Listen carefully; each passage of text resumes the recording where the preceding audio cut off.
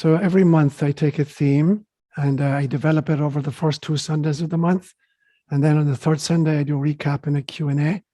And so for February, I've chosen the theme of time and timelines. And so I've chosen this very famous reading from the book of Ecclesiastes. There is a time for everything and a season for every activity under the heavens. A time to be born and a time to die. A time to plant and a time to uproot. A time to kill and a time to heal. A time to tear down and a time to build. A time to weep and a time to laugh. A time to mourn and a time to dance. A time to scatter stones and a time to gather them. A time to embrace and a time to refrain from embracing. A time to search and a time to give up. A time to keep and a time to throw away. A time to tear and a time to mend. A time to be silent and a time to speak. A time to love and a time to hate. A time for war and a time for peace. Whatever is has already been, and what will be has been before. And God will cast the past to account. Words inspired by God. Many years ago, I was given a gift of a music CD. I had never seen them before. And I was told that I could actually play it on my computer. And so I brought it home, slotted it into the computer, and a graphic comes up on screen.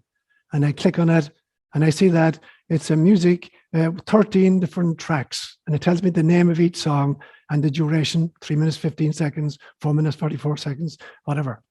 And then there's a play button, and I hit the play button, and I hear this beautiful music, one song after the other, until it went right through the 13 different tracks. And then I see there's another button on the screen called shuffle. So I hit the shuffle button. And now it spontaneously and randomly reorganizes the 13 tracks, in a totally different fashion. And each time I played using the shuffle button, it's a totally different random assortment of the 13 tracks. And then I see there's a third button up there, and it's about creating your own particular order of play. And so, being the mathematician that I am, I decided I'm going to play the prime numbers first. So 2, 3, 5, 7, 11, 13. And then all of the even numbers, 4, 6, 8, 10, 12. And then finally, number 1 and number 9. And so I'm having a blast with these, just messing around with these different formats. But I realized as I was doing that the one I'm currently playing represents my present time. And the one I just played represents the past. And the one I haven't yet played represents the future. But somewhere else, another person with this same D, while I was playing a particular track, they were playing a track that was part of my past. And somebody else was playing a track that was yet part of my future. And so the present is really very, very idiosyncratic, as is time itself. So my present moment, as I played a particular track, was simultaneously somebody else's past and a third person's future. And then I began to think, what would happen if I could somehow play all 13 tracks simultaneously? I realized it would be utter cacophony. And I began to think, this is why we have to break up past, present, and future. If I could collapse all of my pasts and all of my futures times into a now, the ego would be totally annihilated. And I realized that the function of the brain is not to create consciousness, it is to filter consciousness.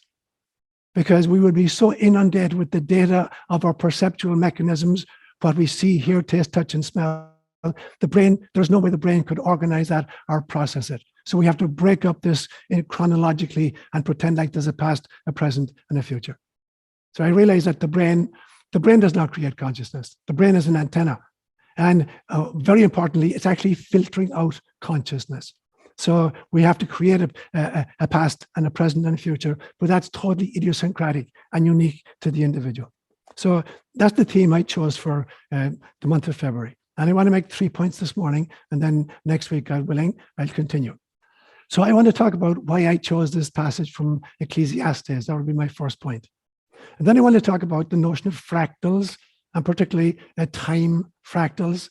And then thirdly, I want to talk about the notion of parallel realities, parallel timelines, and parallel processing. So there are the 3 points I'll make this morning.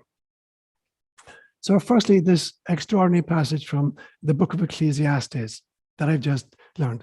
It's jarring as you read through it, that we're being told there's a time to hate and a time to love, a time to make war and a time to make peace, a time to tear down and a time to build up. And what I realized many, many years ago is that the author of this passage in scripture is not advocating these things, but saying, once you incarnate, you're going to experience these things. It's not saying, here's what you must do. Here's what I'm mandating you to do. Here's what you have to perform. He's saying, if you incarnate, you're going to have these kinds of experiences. So in some sense, each incarnation is a fractal of a multi-incarnational journey of the soul.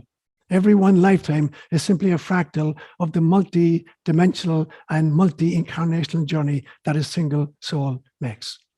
And you're going to experience several of these. There is a time for during any one incarnation. You take your present incarnation, and there have been times in your life when you've experienced a bunch of these. There is a time for in this lifetime. But you chose to focus on a particular subset of these during any one incarnation in order to find out if you experience these kinds of times, can you learn to love anyway? And then in a subsequent incarnation, you may pick a different subset of these and experience those. And the question is, can you harvest those times in order to grow spiritually anyway? And over the course of many, many lifetimes, you will experience all of them, all of this entire kind of reincarnational trajectory, what I call the soul on safari. So that is my hit on this notion of Ecclesiastes. It's not that the author is advocating these things, it's saying that here's what you will experience in the course of a single lifetime, a subset, in the course of a subsequent lifetime, another subset, and overall, you're going to experience all of these things in the combination of your multi-incarnational experience as a soul. And the question is, what are you going to do with them? You're going to harvest them for love, or are you going to give in and give up? So that's my understanding of what the author of the book of Ecclesiastes was trying to teach us. I want to look now at the notion of fractals. And a fractal is simply a pattern that number of scales. And it's true of any area of human experience. And so, for instance, just physically, if you take an atom, there is a nucleus around which electrons are orbiting. And then you scale that up, and you've got a planet around which moons are orbiting. And you scale that up, and then you've got a sun with planets orbiting it. And you scale that up, and you've got a galaxy like the Milky Way galaxy with solar systems orbiting in the center of a big black hole. And so that's basically what a fractal is. Now, there are very many different kinds of fractals that we experience. So, for instance, let's look at bodily fractals. So the human body, in some senses, is a fractal, according to the Hindu model, of 7 different levels of this scaled up fractal. So there's the physical body, that we tend to identify with, the one that has eyes and ears, etc. We tend to identify with that physical body, and it's vibrating at a frequency between infrared and ultraviolet, between 400 nanometers and 700 nanometers, so that it's sensible, it can be sensed. But above that, we're told there is an etheric body, another fractal of body, which is vibrating at a higher frequency. And if you have the ability to see auras, you may see this around people or around animals or even around trees, that every living thing has an etheric body as well. Above the etheric body is the astral body, the emotional body. Above that is the mental body, like Plato's idea realm, the body from which we download all the great ideas we have. So it's an ideal realm, a mental body. Above that is a psychic body, the level of ourselves at which we experience psychic gifts, telepathy, clairvoyance, precognition, psychokinesis, these kinds of things. And then there's the soul body above that, our eternal essence. And then finally, there's the source self itself, if you want to call it cosmic consciousness. So there's fractals in action, in our very lifetime. And then I believe that Gaia herself, Pachamama herself, also has these same levels, these fractal levels of her own body. And so I would say these are words I've made up, some of them myself. Initially, there's this physiosphere, which is just the rock, the third rock from the sun in this particular solar system. And then around that is an atmosphere. That Gaia built up an atmosphere because she wanted to create subsequently a biosphere, which she couldn't create a biosphere, living things, flora and fauna, until there was an atmosphere to sustain them. So she creates an atmosphere and then the biosphere. And then the next stage is what Teilhard de Chardin called the noosphere, a sheath of consciousness that surrounds the planet and the biosphere itself. But there are 3 more levels beyond that, in my opinion. There is what I call the Atma Sphere. Atma as in soul sphere. That above the noosphere, there's a soul sphere. Above that, there is I'm going to call it a pneuma sphere. Pneuma as in spirit sphere. And ultimately, then there is the source sphere itself. So human beings and the human species, at this stage, we're hovering between number 3 and number 4, between a biosphere and a noosphere. We're in there somewhere in the middle. And it's a very dangerous stage to be in, because we're either going to develop further into an atmosphere and a pneumosphere and a cosmosphere, or we're going to become transhuman in this noosphere activity. So we have this option constantly between becoming Homo artificialis, cyborgs, or Homo spiritualis, people who are moving more and more towards being spirit beings. And we're in that very, very, very dangerous phase right now as we navigate the journey from the biosphere to the noosphere. The question is, what kind of noosphere are we going to create? And what kind of noosphere are we going to bequeath to our children? Are we birthing them into serfdom? Are we liberating them into spirit? That's the question for us to ask. Then there are time fractals, fractals of time. So there are nature cycles. And nature herself is doing it. Like a day is a natural cycle. It is the Earth rotating on its axis, one complete rotation. A month is a natural fractal, because every 29.5 days, the moon is in exactly the same position as it was 29.5 days before that. And a year is a natural fractal because it's how long it takes us to circumambulate the sun and find ourselves in the same position that we were 365.25 days ago. And the sun itself, is a fractal because the sun is cycling through our galaxy. It takes our particular solar system 250 million years to circumnavigate the black hole at the center of the Milky Way galaxy. And so in some senses, even our solar system itself, is a fractal of something greater. And the interesting thing to me is that our solar system is not just moving around on the plane of the ecliptic. It's not like it's on a table and just creating a circle on the table. It's actually bobbing up and down as it moves through in a kind of a sine wave. It's like if you're sitting on a horse in a carousel as a little child. The horses are not just going around in a circle, they're also going up and down, giving you the sense that you're riding a real horse. And that's what our solar system is doing in the galaxy. It's moving through different areas of space, and as we move through different areas of space, upwards and downwards, we're meeting totally different astronomical realities and experiencing them. So there would be kind of natural cycles. Then there are man-made cycles. So for instance, a second is totally fictitious. A minute is totally fictitious. An hour is totally fictitious. We made these up. A week is totally fictitious. Why did we decide a week was 7 days? Why wasn't it 11 days or 15 days? It could have been any. We decided a week was going to be 7 days. What's the importance of a decade? Why is 10 so important that we count off our decades?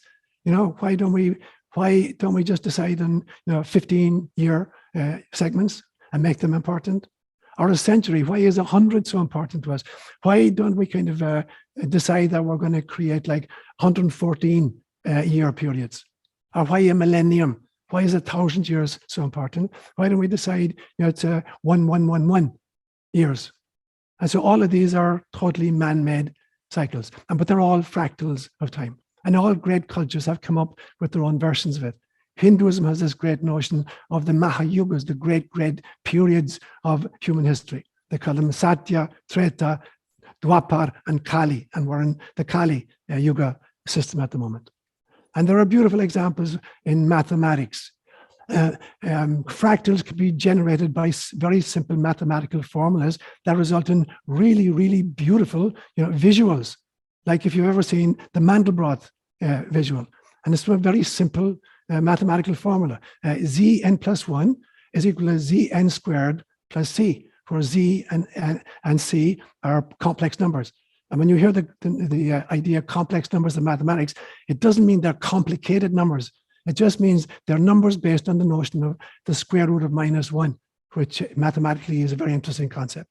And so you can generate these extraordinarily beautiful visuals by slotting numbers into a simple mathematical formula. So there are various kinds of fractals. But the one that fascinates me most is the fractals of time. That's the second point.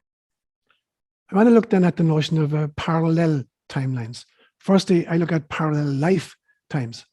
And I've used this example many, many times before, because I really believe that every single soul is living in parallel universes at the very, very same time. And there's a basis for that actually in even quantum theory. But that we're spinning off timelines at various ways.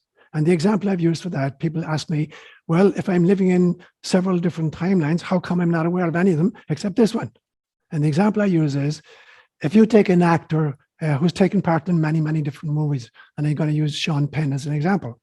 And let's say, Seán Penn has taken part in many, many, many different movies. And two of my favorite are Dead Man Walking, where he's playing the role of Matthew, who's a killer, a serial killer, who's murdered people, and it's his last day, he's going to be executed. And then there's a beautiful movie in which he's a mentally retarded adult raising this highly intelligent little daughter. And his name is Sam. I Am Sam was the name of that movie. Now, Matthew as Matthew in the movie, Dead Man Walking, has no knowledge whatsoever of Sam in the movie I Am Sam. But Seán Penn, the actor, is totally aware of both roles. And if I were to put on a Seán Penn Day in the Bay Area and prevail upon 10 different movie theaters to simultaneously show a different movie in which Seán Penn is starring, then all of these movies are going on, and the different lead roles in each movie are totally unaware of the lead roles in the other movies, but Seán Penn, the actor, is aware of the fact that he's simultaneously playing all of these roles in all these movies, throughout the Bay Area. So in some senses, it's the distinction between the soul self and the role selves.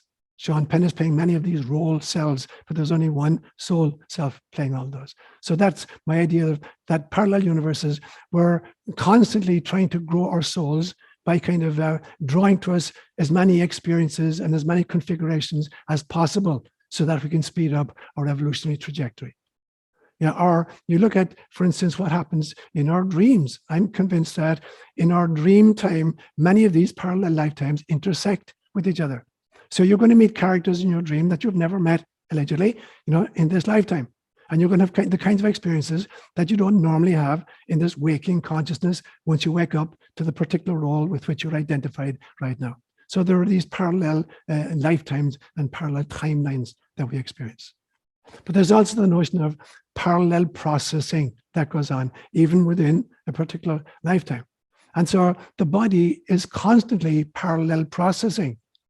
Every single organ of your body is simultaneously, processing information. So your eyes are processing at the same time that your ears are processing, at the same time that your heart is doing its work, at the same time that your lungs are doing their work.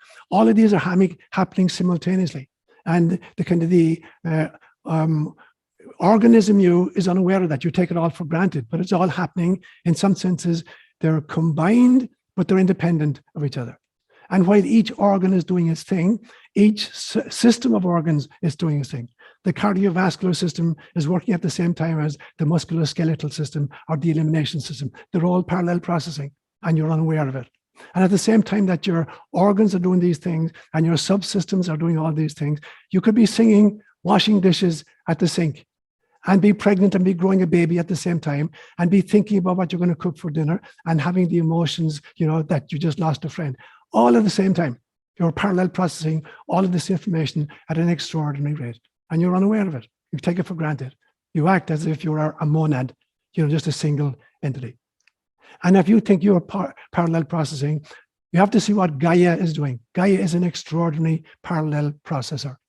Gaia is the womb in which radically different species are all living and evolving at different paces at the same time.